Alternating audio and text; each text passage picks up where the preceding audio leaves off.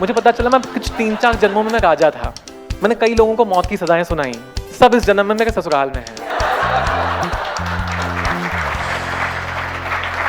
कुछ रिश्ते फूलों की तरह होते हैं जो मौसम आने पे मौसम की तरह खिल जाते हैं।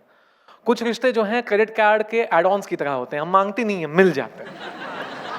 ये रिश्ते ना इम्तिहान की तरह होते हैं जिन्हें हम देते रहते हैं, निकलता नहीं कोई नतीजा भी।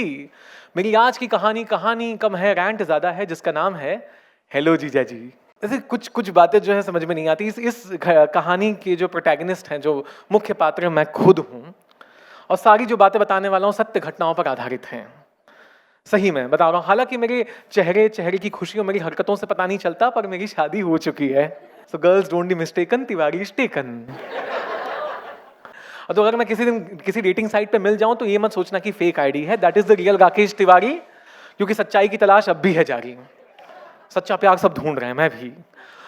ऐसा हुआ कि ये तो हमारे पिछले साल नवंबर में जो हमारी शादी के 12 साल पूरे हुए, तो इस साल हमारा ऑफिशियली 13वां है। 13वीं में कई सारी चीजें खत्म होती हैं, और मेरे साले साहब का रिश्ता भी कुछ इसी मोड़ पे आ गया है। But it was not always like that. मैं अपने सालों से बहुत प्यार करता था। I love my brother in laws more than I love my wife. पर जैसे नॉर्मली शायरों के साथ होता है, मेरा ये वाला इश्क भी एक तरफा ही था। इसकी ताकत ही कुछ और थी। Worst feeling in the world. मतलब आप लोग पास्ट लाइफ में बिलीव करते हैं? पास्ट लाइफ, पुराने जन्म, पास्ट लाइफ रिग्रेशन एक थेरेपी होती है, मैंने करवाया था। मुझे पता चला मैं कुछ 3-4 जन्मों में मैं राजा था। मैंने कई लोगों को मौत की सजाएं सुनाई, सब इस जन्म में मेरे ससुराल में है। उस एंड गेम जैसी धरती पे जो एकलौती कैप्टन मार्वल थी, उसको मैं ब्याह करके ले आया।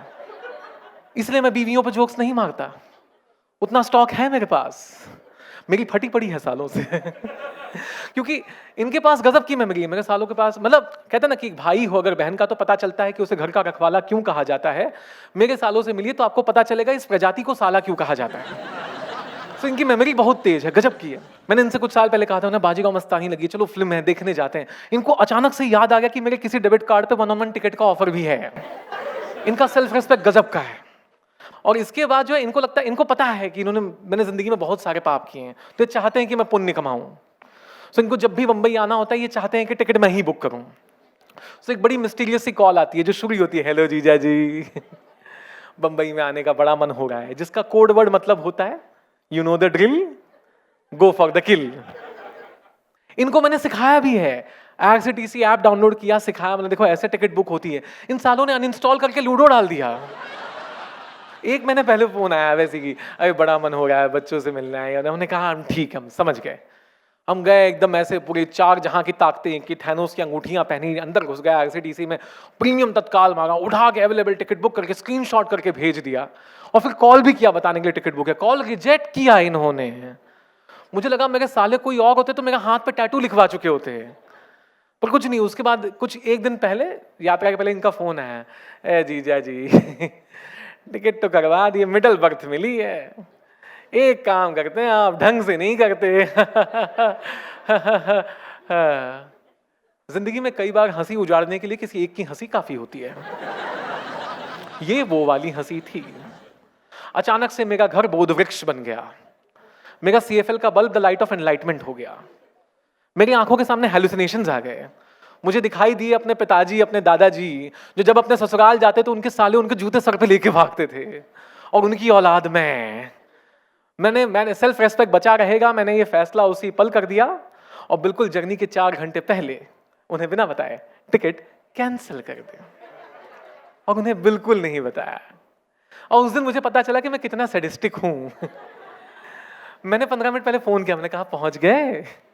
बोलते हाँ मिडिल वाली वक्त में लेट जाओ, फैल जाओ, कोई लेने आए तो स्क्रीनशॉट दिखा के थप्पड़ जड़ देना उसे।